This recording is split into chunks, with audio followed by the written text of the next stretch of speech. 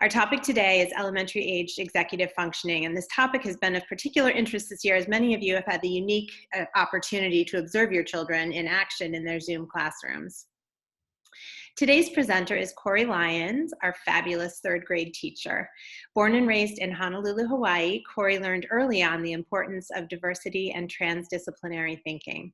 Her love of learning, coupled with varied teaching experiences over an almost 20-year teaching career, has fostered a passion for improving the quality of education through a focus on integrating mind, brain, and education science into daily teaching practice.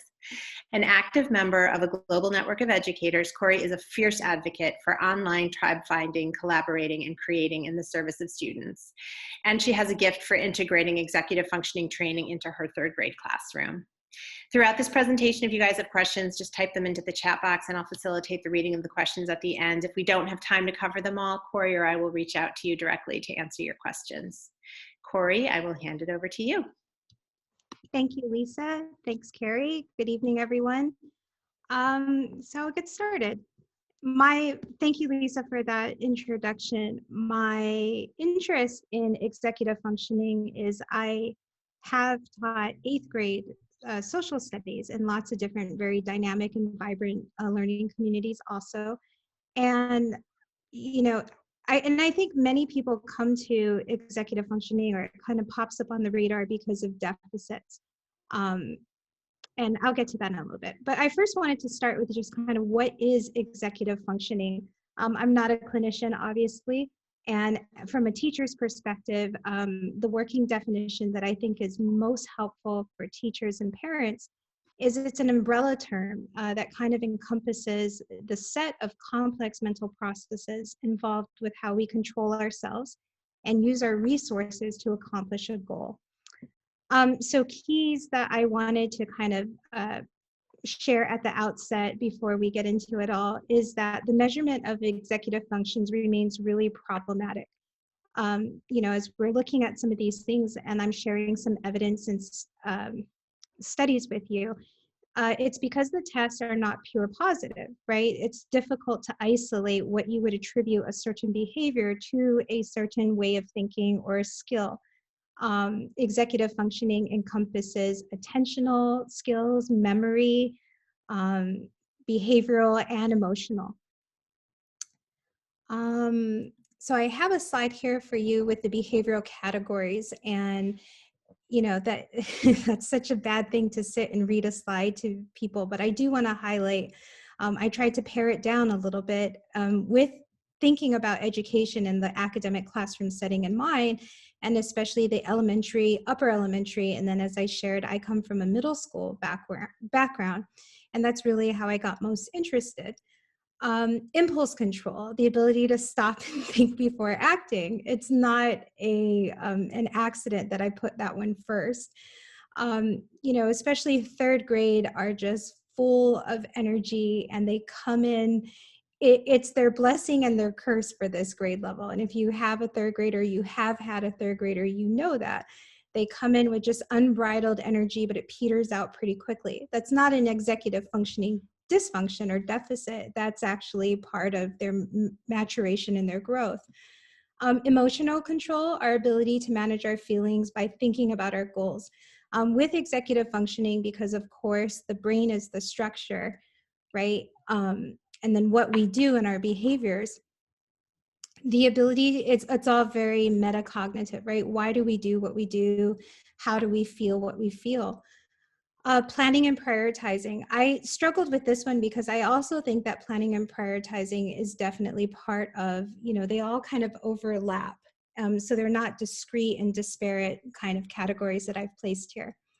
Planning and prioritizing, most often we think of it as very task-oriented and an ability to reach a goal and make decisions about what to focus on. And I hope to share some insights about what that looks like for elementary students this evening. Flexible thinking. I think that, in the academic setting, in elementary school especially, there's a lot of crossover between kind of the content that you're learning.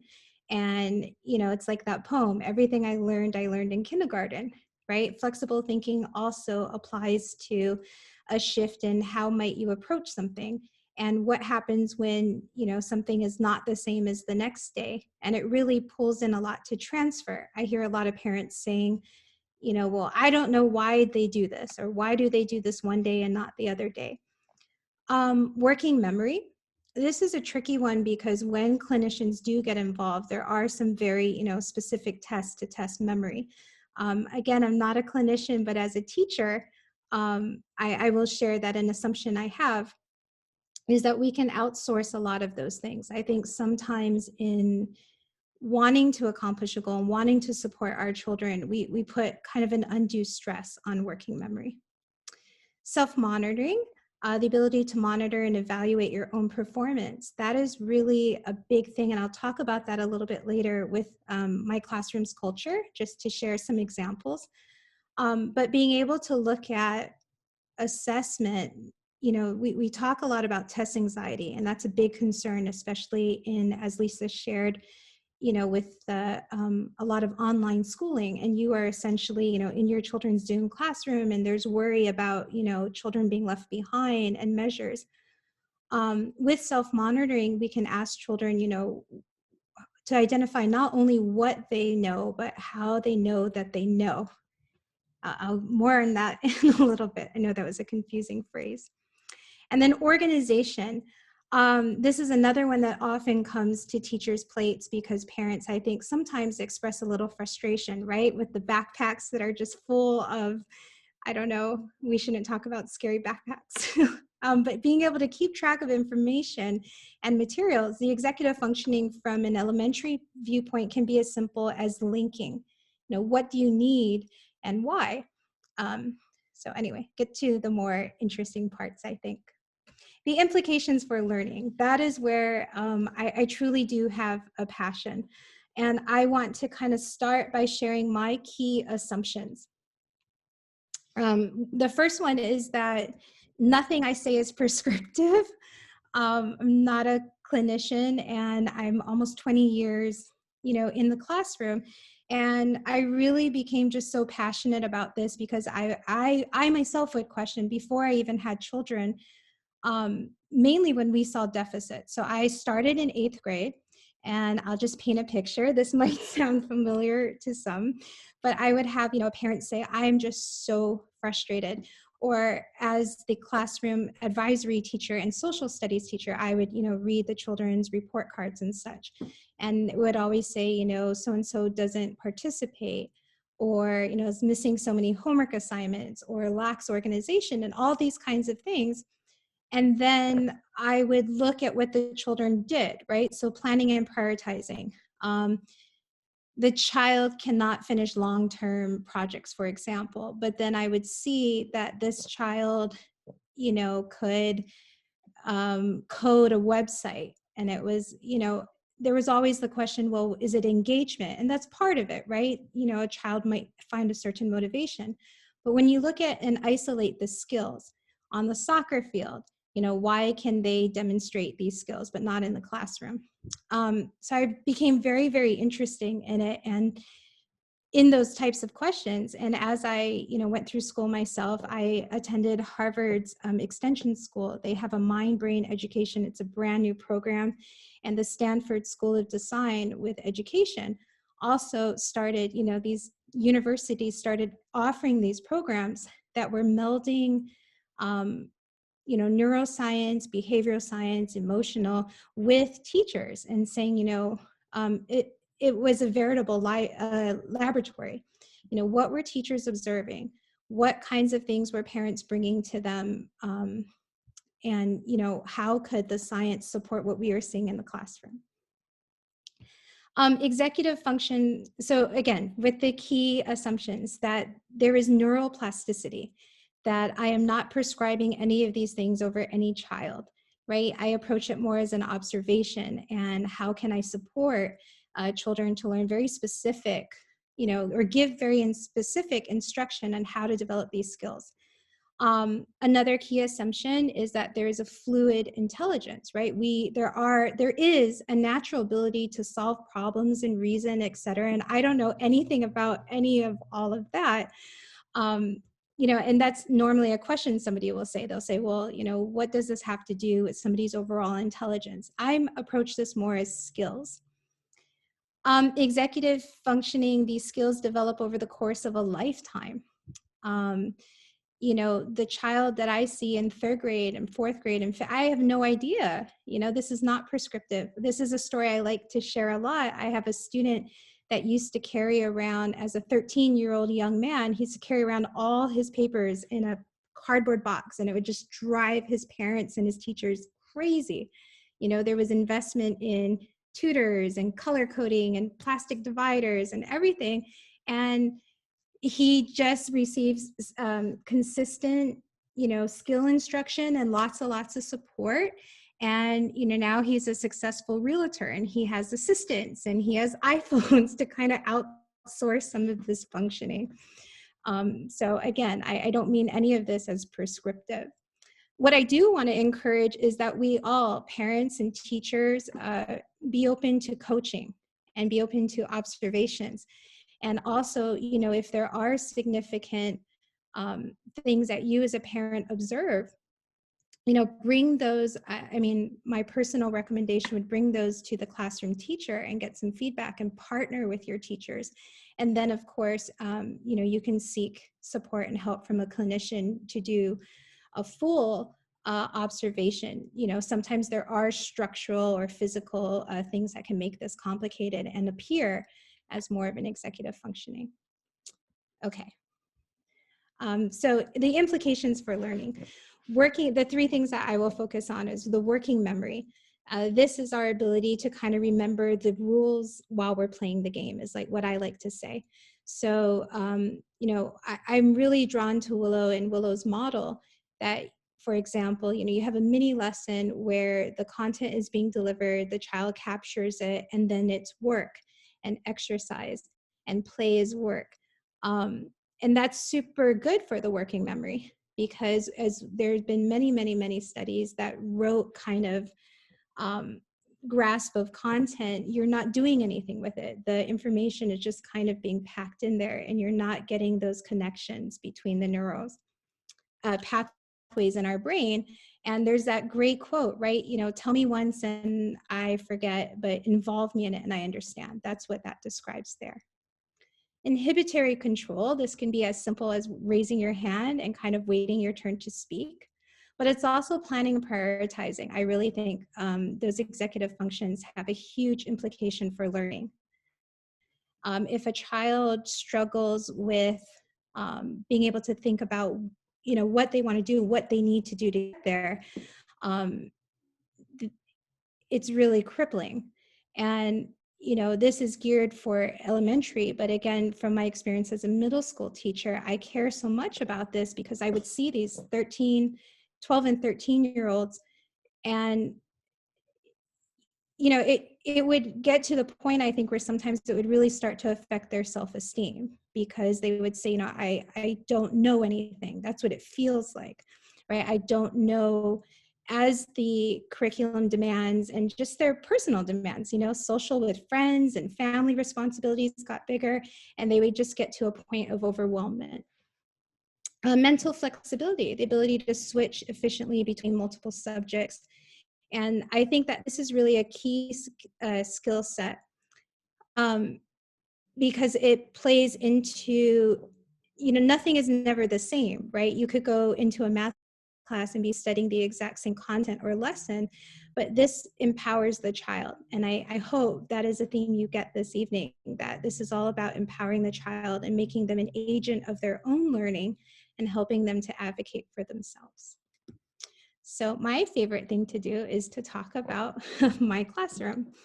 So as a teacher, what does executive functioning look like? And as I shared at the outset, most often we only talk about executive functioning when it's dysfunction or deficits that people are perceiving. And my question is always like, well, are these really deficits, or are they really reflections of the learning and kind of the structure that we as teachers can create? And my key assumption is always going to be that there's a skill that I can support. There's a skill that I can build up, and it's not the will. In all my years of teaching, there's been kids that have pushed this theory, but every child wants to please, because there's nothing better. There's no better feeling, I think, than when you're like, oh, I can do something, I know something. So there's this great quote. Carrie, thank you. When school systems and families foster the same values and emphasis on learning strategies, right? Students' persistence, resilience, and academic success are promoted. Each child becomes part of an integrated classroom system, or a child in classroom. Willow is so different because we're very mission-based and it's holistic, and you're looking at the child as the child themselves in front of you. And I was drawn to this dynamic community because of that. The Montessori, the skill and the experience and the knowledge of my colleagues in the Montessori is it appeals to me because I've done a lot of reading on it with executive functionings, because it's supported. Executive functions are supported and built by play-based, experiential, outdoor education. All these, things are there.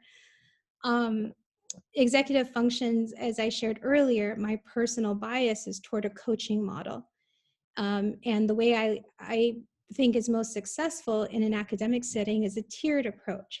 What is good for the class, and then look at the children who are in front of you, and then where can you place in targeted supports. I'll give you an example. At the beginning of the year, this kind of approach for teaching, where it's like one size doesn't fit all, sometimes with third graders, their overall profile is they're very, very concerned with justice and equality. So I did a lesson where, I had them make up the most just crazy injury they could think of, and everybody got a Band-Aid on their elbow. And then I asked, well, who is helped by that? And of course, the kids are like, nobody. So that is a key part of supporting executive functioning in the classroom, is you have to teach the children explicitly that, fairness is everybody gets what they need to be successful. It's not that everybody is going to get the same thing. Dole, this professor in this group with the quote, she worked in this collaborative group out of Nebraska and really looking at schools as a system. And if you're interested, the book is called Resilient Classrooms. But the key takeaways there, which resonate with me so much, are that you teach strategies explicitly and systematically. You craft learning experiences that require strategy, right? There's none of this like, here you go, and the teacher has the end in mind and you just have to guess the steps to get there. You are actively involved in constructing your learning.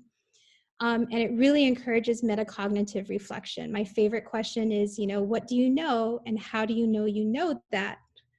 And that will build that executive functioning. Working memory. In the classroom, I use checklists and chunking. And the part of that for third grade, which they are so capable of, is you involve them in it. They love to make lists. They might not always remember what the lists are. So I gather it all together as a consensus, put it up, print it out and give to them. Displaying the steps or questions that students may ask themselves to get somewhere. Classroom schedule outlines the day and it prepares students for what's coming up next. We have lots of surprises throughout the day. What they're doing next doesn't have to be one. That also helps with emotional and inhibitory control.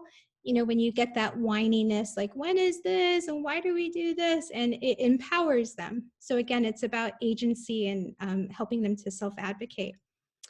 A whole class contributes to standards for tasks, and that's what I shared about kind of coming together with a consensus and then sharing back to them. Our schedule.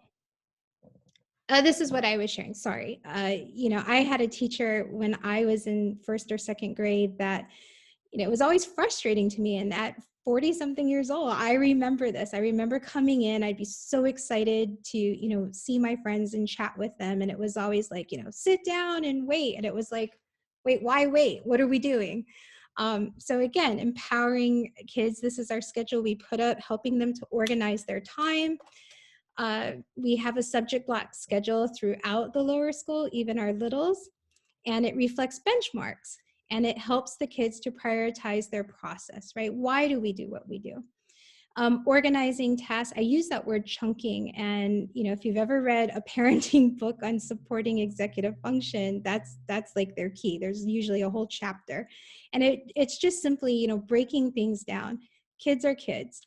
And, we have executive functioning dysfunctions as adults, but we have iPhones and we have good senses of humor. We cannot ever assume that kids know how to do this, and giving it to them in little bits is a way to scaffold and build that up.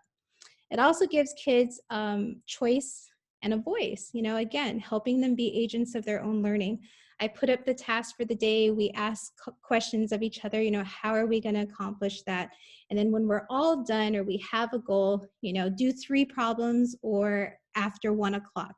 Then there's a bunch of choices for them to choose that are enrichment or challenge.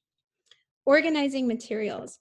It's really, really difficult for a child to remember that they need their sweater and their socks and their hat and their math book and their their handwriting book. So linking, that's a neural term of connecting an object, right, to a memory or to an experience. So I use very consistent language. I ask the children, what is your strategy, and remind them of their tool. What is your strategy for math? Remember, you have your whiteboard, you have your place value disc, and then, that's that tiered approach, and then walk around to, support children that might be struggling with that. Habits and routine are very, very important. And again, I love my colleagues' wealth of experience in Montessori, because in the Montessori instructional methods, the pedagogy, the core of it is that children choose, and then the child's own enthusiasm is ignited. And if you're interested in that, the woman's name is Adele Diamond, and she linked the Montessori-based education with, growing executive function as the child gets older. Flexible thinking. I think this is a very specific question, and the reason why I focused on this is because my own classroom parents throughout the years, both in middle school and in elementary, have asked, why is this so important to my child's learning experience? Or the other question is, what executive functioning do you think is the most important? Usually for parents in a house, I have 2 littles myself, but you would think it's organization, right? Because stuff is all over the place. I really think it's being able to interpret information in more than one way, to be able to shift your perspective, because again, it gives that child the agency where they are in charge. And I shared with you my favorite questions already, but it's, what do you know? And how did you grow? And then how do you know? I've worked in lots of different schools, and, some of them prioritize, I would say, kind of that excellence and achievement for a variety of reasons, and not all of them, I disagree with. But it's very difficult for me, even emotionally, to see these children that are just crushed with test anxiety. And then other behavioral things come up that are really outside of, in my opinion, a teacher's realm, right? Kind of just very dark, the emotional things and such. And it's exacerbated sometimes with these tools we have. They're all online, and things kind of spiral out, and teachers aren't able to see that invisible classroom that exists, out there. So, I mean, that was a lot of connections I made to testing, but I do see it. And 3rd grade, as they're moving into the upper elementary, what I would like to see is not such an abrupt drop off the cliff and all this all this anxiety about entering middle school. I would like it to be kind of more in the golden days of yore. Like when I was a kid, you were just so excited. It meant you got to sit at the big tables or something, privilege-wise. So the way that I try to encourage children is, we always talk about testing is just one way of looking for evidence of our learning. I use the language to make learning visible. That kind of goes in with that question of, how do you know what you know? And again, it empowers students. And I've seen the evidence that when you empower that, the excellent comes, the achievement will come. We are a class family. Kari, I'm gonna get emotional looking at this picture. Everything I think as a teacher, and I want to reach out and collaborate with my fellow teachers, is that I'm passionate about helping students to understand learning. It's interesting to me that as a teacher, you go through a bunch of preparation to learn how to be a teacher, and we don't get very much instruction on how brains work. And yet the main kind of, organ we work with in humans is how you think. You're kind of learning how to think.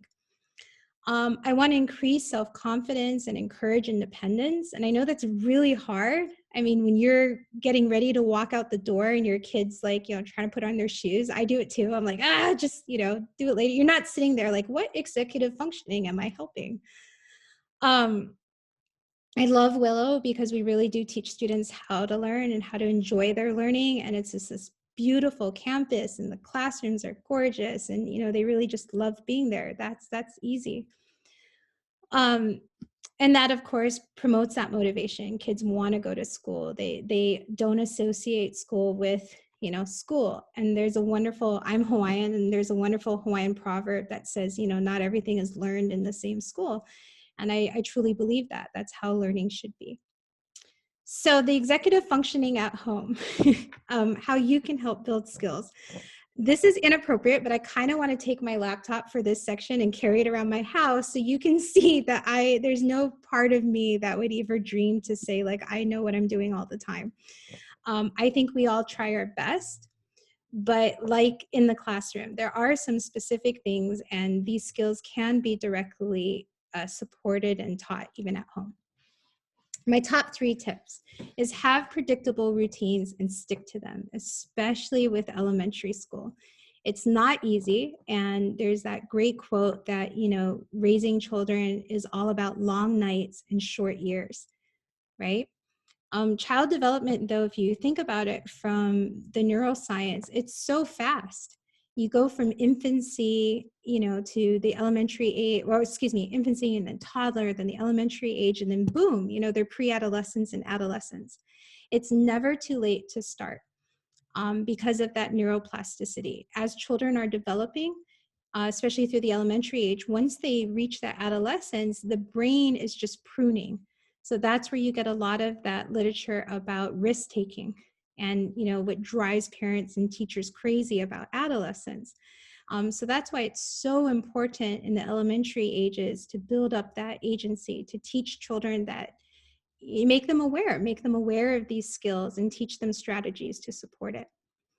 My practical suggestions are cooking, gardening. I mean, literally just go to Willow's website and look at all the activities that the kids do.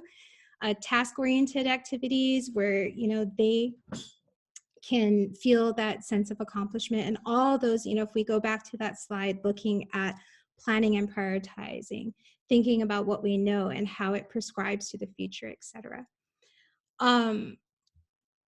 Board games are one of my favorite ways to both practice and build executive functioning because you have to wait your turn. You have to manage your emotions, the lows and the highs, when you're winning and then the tide turns.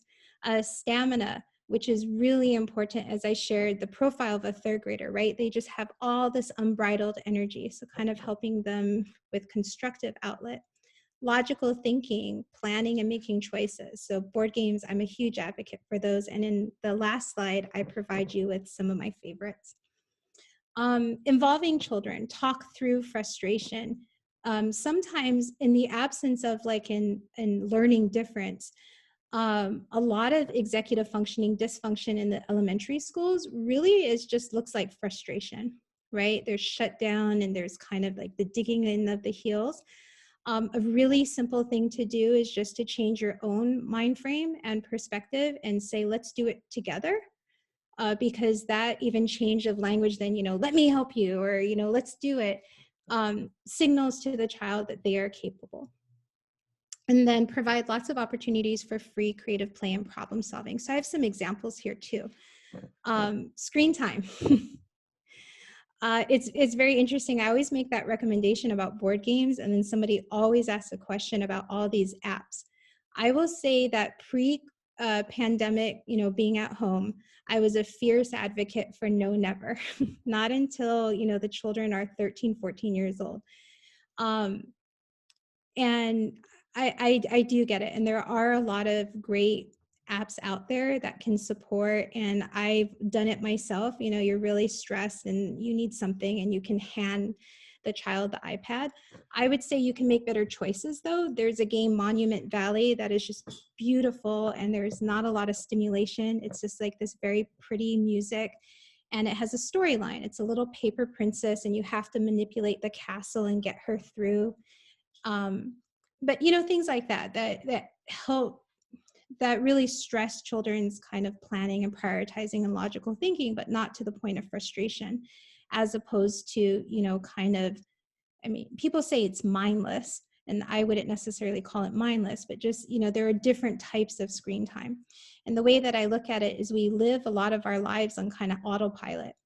And again, when you get to be an adult, you know, you have an assistant or use an iPhone or something to outsource some of those skills. But as a child, as they're wiring their neural pathways, if you put in a filler for that and they're not actively being instructed in how to do these things or building those skills, then that's what gets wired. And I put down this kind of key because, you know, why, and these are the times I think I've observed too, that, you know, many of us are kind of tempted sometimes to just, you know, hand an iPad over meal times. But for executive functioning, that's when those neural pathways are building for connection. There's the emotional connection, there's the food involved, you know, you're talking. Bedtime is a no never, and that is so hard for me because the whole house is quiet and I want to, you know, jump on there too. But that really should be for restoration. Simple things, you know, third graders, my personal opinion, should not have the phones or tablets, but I know that it happens, but especially middle schoolers, you know, a basket where it goes in and it's off until the next day, because they really do need to restore. There's so many studies, actually a bunch have just come out about how important that is and what physically, chemically, you know, happens in the brain with all that learning. Reading, music lessons. See, this is where I know with, I've actually set up my classes for Epic and Raz and all these other apps where children can have access to books just for practicality. You know, some of us are not as comfortable anymore. I mean, the libraries now will do hold pickups, but you know, if you don't have access to book, of course you have to prioritize the children reading.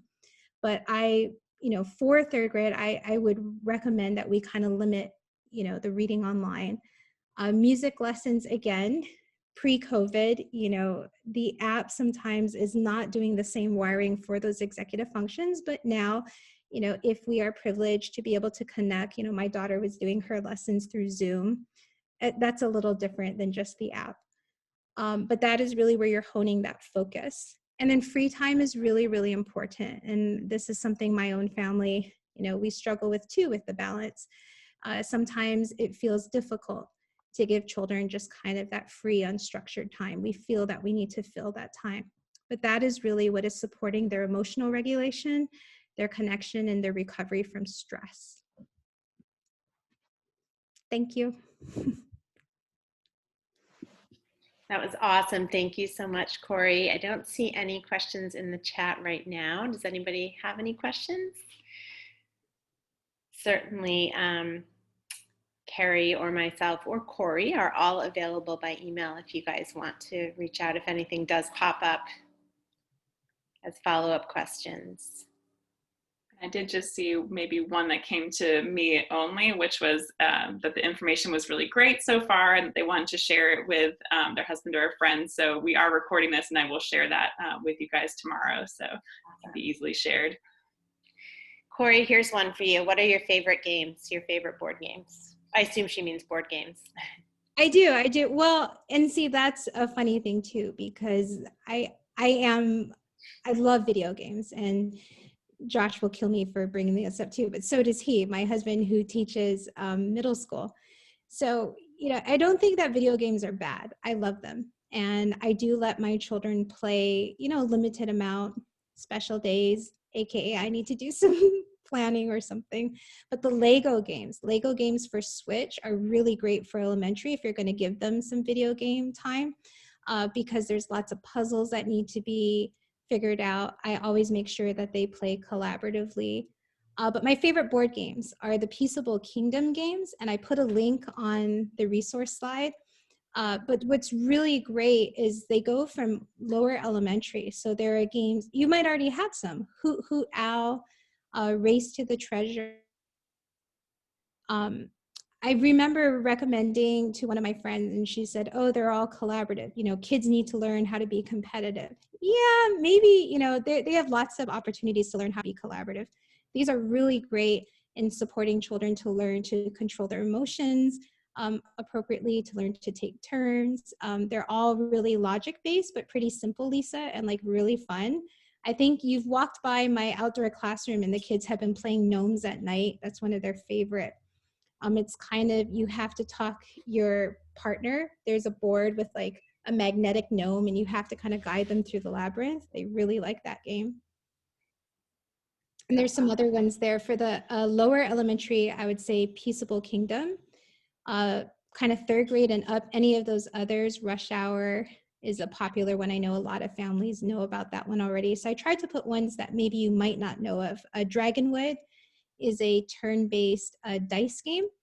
And I think, you know, Amazon has them. They're all pretty reasonable too, like under $10 for Dragonwood. Great, thank you. And these resources will be shared with everyone who's registered for this webinar. You'll get an email from us. And I think similarly, I had a question from Linda here that says, what about at or near pre-bedtime? Would it be okay to allow art materials to be left out to be used as kind of an alternate activity to some of that screen time before bed? Oh yeah, that's a great idea. I mean, in my house, I put it in like a, what do you call it? Like a box. I think right here, this book, Low Mess Crafts for Kids, I've talked to my colleagues and a lot of like open-ended things are better, but I think right before bedtime, I would prefer Kalia to choose something out of this book. So I put that on the resources for you too. And there's a pre-assembled art supplies library from Kids Made Modern is one company. There's lots of companies, but it kind of looks like a suitcase. And there's like lots of open-ended, you know, there's glitter, not glitter, like glittery little stickers or, you know, just kind of that low mess. Because I would also say that all that wonderful supportive executive functioning, you know, if your child makes a huge mess right before bedtime, like that's not going to help anybody's stress levels. So again, I want to be practical about that. But personally, I think that's a great idea as an alternative. You know, they can kind of wind down. It's not too taxing because it's very imaginative. They're, you know, working their hands. So that's a really good idea. And then on the resources here, I highly recommend this book, Low Mess Crafts for Kids. Just as something to, you know, kind of have in your home library, again, where, you know, it necessarily wouldn't be great for the family. So, you know, for your kid to embark on some open-ended play, which usually we all know ends up like all over, but maybe a little space on their desk with like a pre-assembled art supplies library and like this book just in the basket, that would be a great little thing.